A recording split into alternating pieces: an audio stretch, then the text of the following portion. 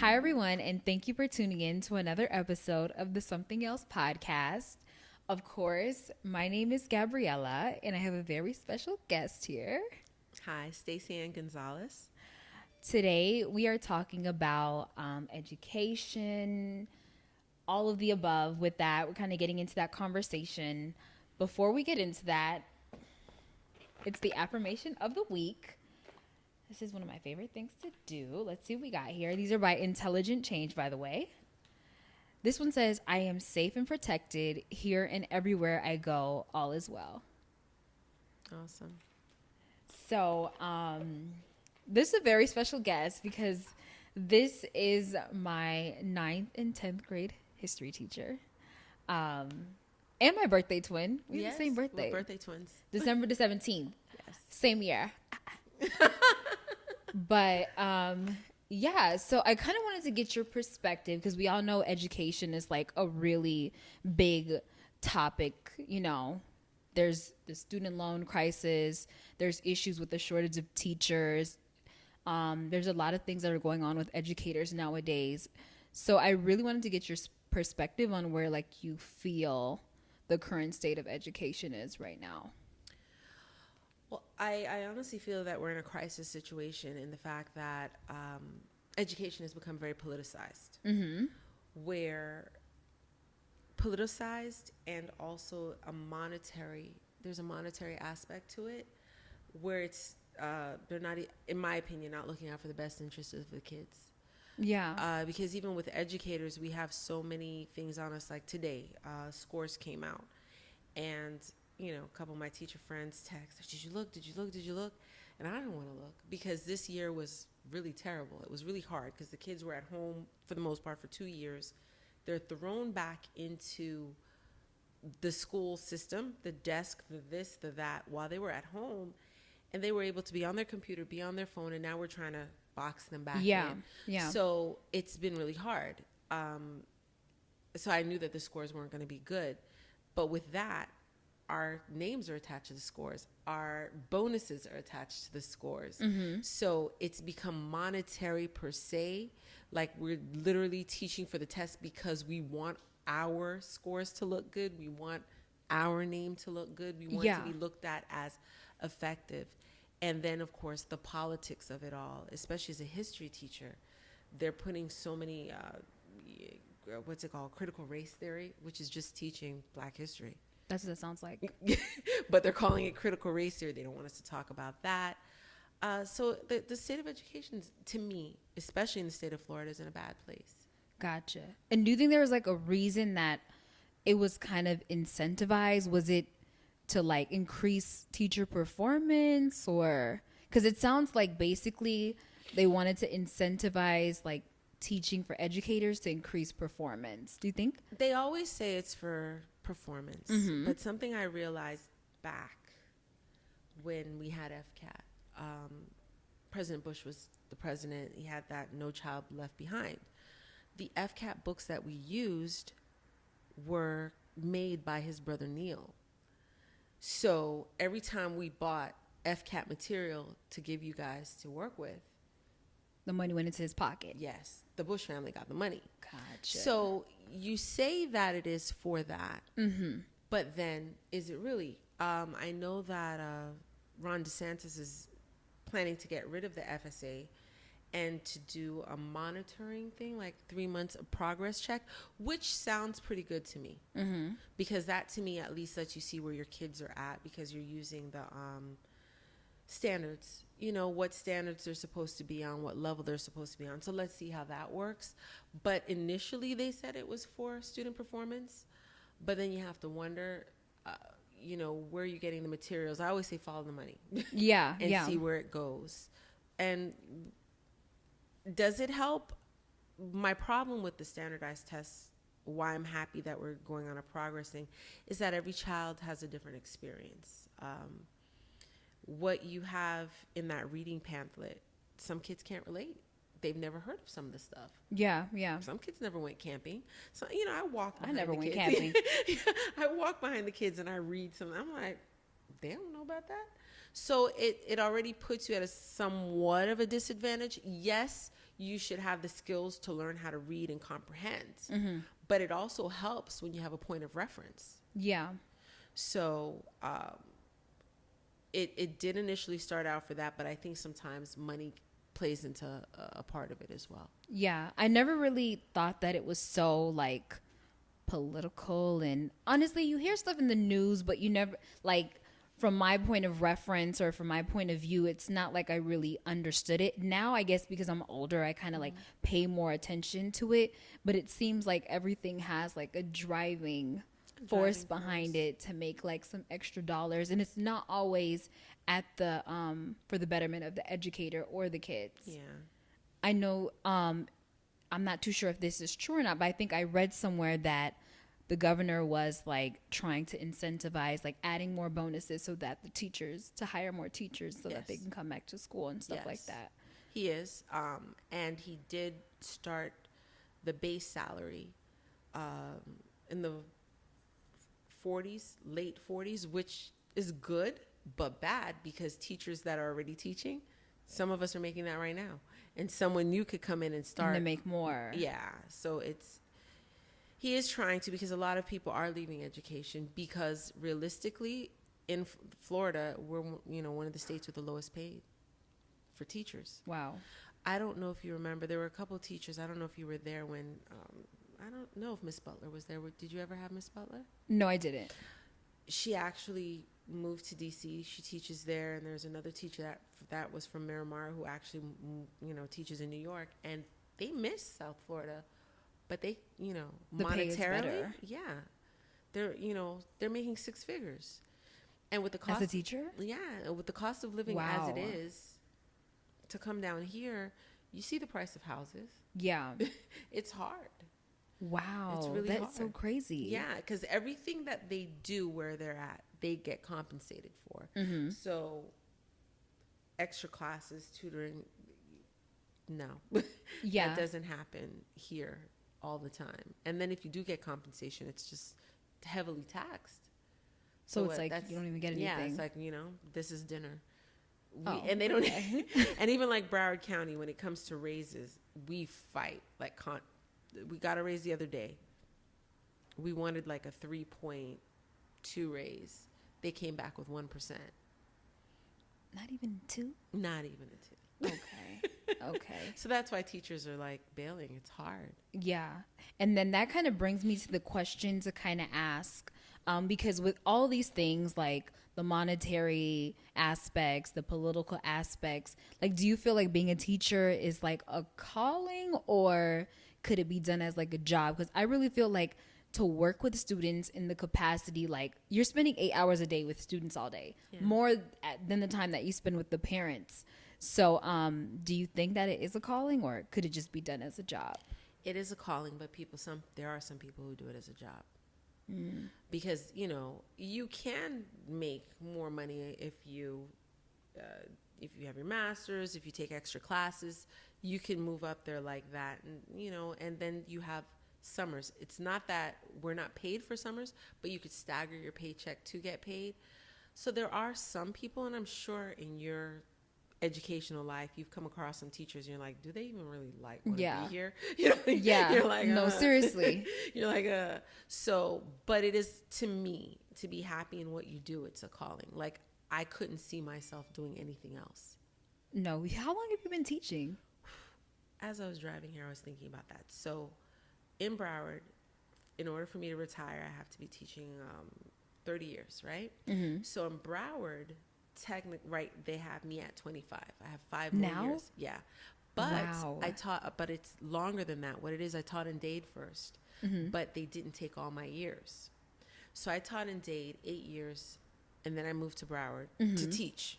I lived in Broward already, but I just, I switched because my daughter started kindergarten, and I wanted to be close to where she was, and we lived in Broward. So I taught 8 years, and then for Broward, it's going on 20. So I lost 3 years. Yeah, 3 years. They didn't give me the credit for 3 years. Wow. Yeah. But almost 30 years? Yeah. I've been at Miramar for 20. Yeah. Wow. My whole Broward teaching careers, I've been at Miramar High. That is crazy, because like when I kind of think about it, I'm like, okay, like of course, in my educational life, I've come across teachers that they barely would get up from their desk. They just kind of just like give you the work, and you're kind of just like, okay, I'm I've doing seen it. teachers like that. I think it's so interesting. Like, how do they do it? I don't like it. Like I you said, it's pass it. just I'm a like, dang, job. she's in her desk again. Like they just like are sitting and like, okay, just do these and it was like, when is this class over?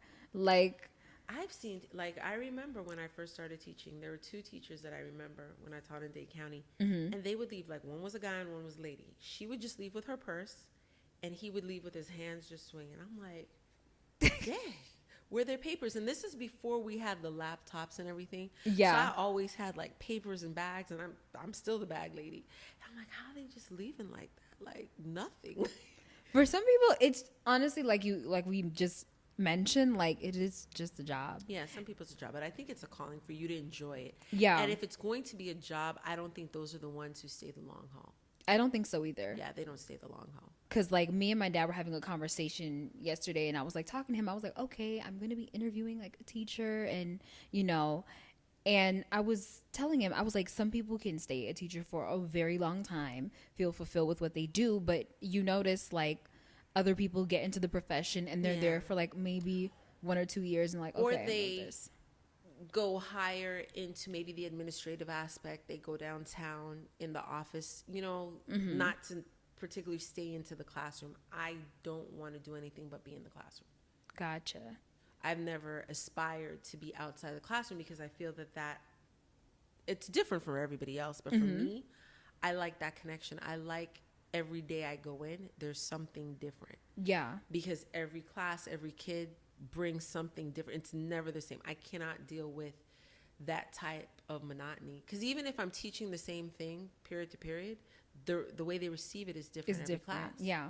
So this class, we're teaching the same thing. I might talk about something, but another class might bring out another topic in it. So it's different. No, I can definitely see that, because now as you're talking about it, I'm like, I always remember her having this very great personality, and every class was different. Even though sometimes when I would sit in the back of your class, I was like, oh, we're learning about history again today. We're learning about ancient history today. Okay, great. Or U.S. history or geography. I definitely remember geography. But just the personality that you have kind of meshes well with teaching students and things like that. Like, and different people, of course, they have like different personalities, so you can kind of like tell like whose personality kind of doesn't mesh well. That's what I've always told my students and my personal kids.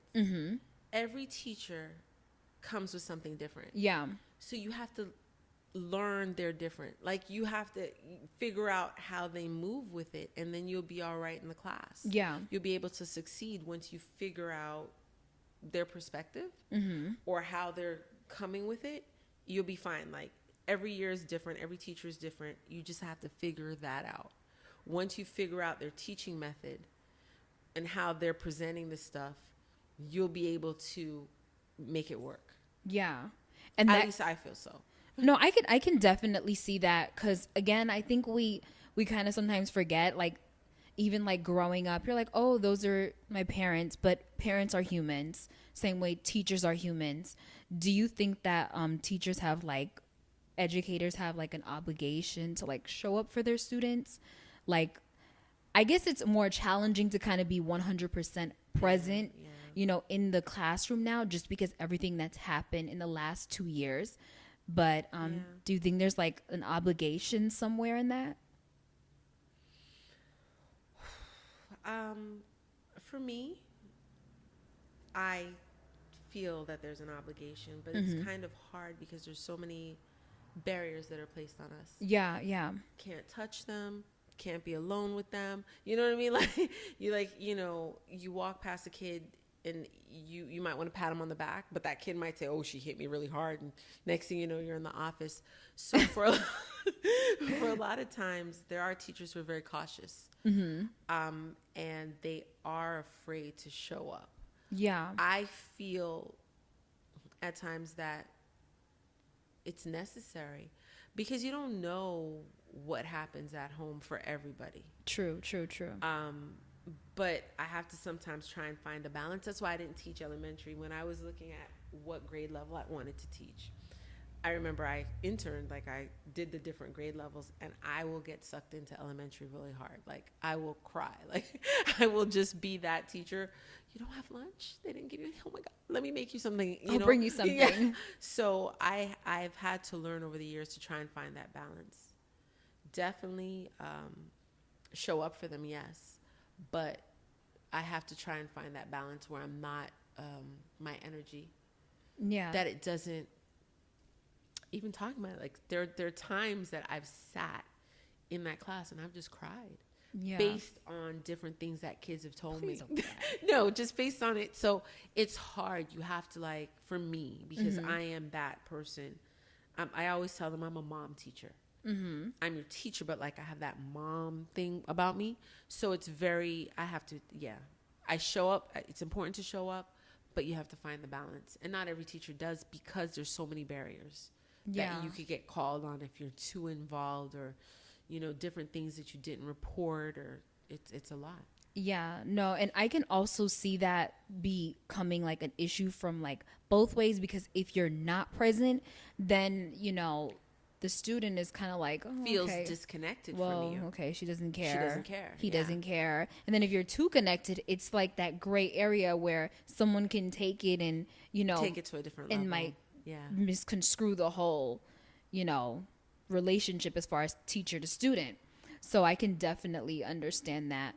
But I do applaud you for being present, especially I always remember you being like involved and interactive, and honestly, when I switched schools, I was like, oh yeah, this is definitely different than like a lot of the people that I kind of went to like high school with, because that was like most of the end of my education. But when I went to high school with them, I noticed like it was more like all together. But because I came from like a different city, I wasn't really understanding the culture and stuff like that. With me, with teachers, it was like, okay, you're teaching math. Okay, let me just sit here. It's in the back. Yeah. I'm here today. Get Take my my notes. yeah, that's it, and go about my business. Over the years, you probably came across so many personalities, so many different students. Do you have any like stories that you remember like off of the top of your head that you could kind of like talk about, like one of your craziest stories? There's so many. There's so many crazy stories that I don't even know where I could One start. of the craziest ones you could think of, or recently. Well, probably not recently, because there's been so much going on. Oh, there's that. There's so many reasons. There's so, like, I know a crazy story.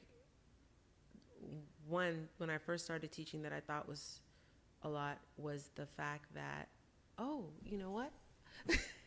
There's a couple, but there's one where there's a kid that I'll never forget. There was a parent conference, and his mom was so perplexed. And, a Haitian American child, mom came from Haiti, and he wanted to join a gang, and he literally let the people in his house to break in the house. Like, they didn't even break in. He let them in to steal the stuff. Like open the door for them. And she was so upset. Like, and he sat there like, yeah, I'm with my friends now. They accept me. And I'm like, Was he moving his shoulders like that? yeah, he was just like, whatever. And I'm like, yo, even had them take the grocery. And all the teachers, we were just like, what do you do? What did his mom say? She was upset. And she, I guess, not being from America, she wanted us to give her some guidance as to what to do, but we didn't know what to do. We didn't know what to say. We were in shock. Like, you even let them take the grocery? Like, really, dog? He just didn't care. No. And that was his initiation into the gang life. Oh, just let us come in your house and ransack it. Yeah. And he was fine with it. That was a story I'll never forget, because I think to this day, I remember all our faces around that table looking like, What's you going serious? on here? Like, you let them into your house? And he was like, whatever. But there is a story. There's so many, actually. But one story that I is a good one, is a former student of mine when I first started teaching. And I have to say, because he has actually talked about it on his podcast that he has. He always stood out, very polite, and he was very artistic. I actually still have something he made for world history. It was hieroglyphics, and we had the hieroglyphic project, get some symbols, whatever. And he made this really nice thing that said Miss Wilson, which was my maiden name, is the greatest. You probably even saw it in the class way back when. You probably don't remember if you saw I it. probably don't. No, Maybe I had do. it I probably laminated don't. and everything. And I, you know, he was always in school, and I saw him. He was always in school, and I didn't see him. Like, he wasn't showing up, and I'm like, where is he? And I went to the registrar, and this is when I taught in Dade County. I went to the registrar, and I asked, and she said, he's been, you know, taken off the list. He's been withdrawn. This code isn't really good. I can't really say, you know, whatever. So I said, all right, you know, and I don't even know to this day how I found him, because this was, again, before, you know, 28 years ago. It's like before all the computers and all this, that, whatever. But I actually was able to find him, and he was in a juvie. And I'm like, what's he doing in juvie? Because this is a real good kid. Like, what the heck? And I wrote him a letter, and that was when Jerry Springer was like Popping. And I said, I hope you're not sitting in there twirling your hair. You know, you're better than this. I don't know what got you in here, but I hope whatever. So he did come out, and he told me he had gone to a job interview, and his friends had like seen him walking and asked if he wanted a ride. Sure. It wasn't their ride. Oh, okay. And he was in the car with them. And, you know, years passed, like, and he, you know, I switched. I came to Broward. And last summer, the kids from that school started like a page. And one of the girls is friends with my brother, and she had me join the page. And he literally went on the page and was like, anybody know where Miss Wilson is? And he had my picture from the yearbook. And he's doing great, married, kids, successful. And he said that letter, he still kept it, and he has it there. And, you know, it helped him, guide him through some of his dark times. And I was like, wow. Isn't This that is so a crazy? grown man, like married with kids. And it made me feel really like, I didn't do it for any other purpose. Just I wanted him to know that he was missed. Yeah. That I don't see you. I don't know where you are. And whatever the situation that got you here, you know, I want you to know you're missed. Isn't that so crazy? Like, sometimes, even like when we go on our daily life, we don't even think like, okay, I'm just doing this. And then when the person receives it, it's like, wow, this actually made an impact. Yeah. It really kind of got me. I was like, wow. And he was kind of shocked that I still had his sign, that I still put it in my class to this day. And he had signed it and everything. He's like, I don't even really draw like that anymore. And I was like, wow. I took a picture. He's like, you have that? And I'm like, yeah.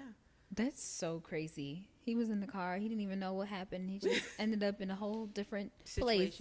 Yeah, that's so crazy. Sometimes friends get us in the most trouble. Yeah. Like, especially if you have like crazy friends, like you blink and you're in jail. But Yes. I really hope that you guys enjoyed this episode. This was one of my episodes by far. Thank you so much for coming. Everyone, you know what to do. Like, comment, and subscribe. You know where to find us at the Something Else podcast on YouTube, Spotify, and Apple Podcasts.